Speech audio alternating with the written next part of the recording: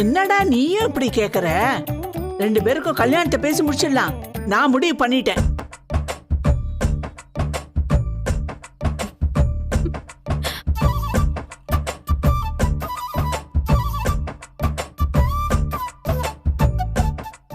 அடி கல்யாணமா?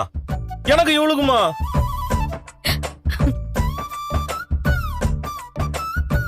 அந்த பொண்ணை கல்யாணம் பண்ணாம ஏமாத்தலான்னு பாக்குறியா? ஐயோ அப்படிலாம் இல்ல பாட்டி.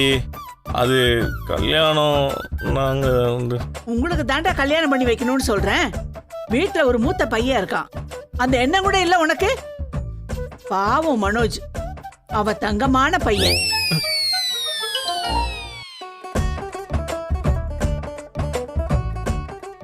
யாரு இவனா? அவன்கிட்ட நீங்க தங்கன்னு சொன்னீங்கன்னா அவனே அவனை வித்துருவான். பித்தலன்னு வேணா சொல்லுங்க.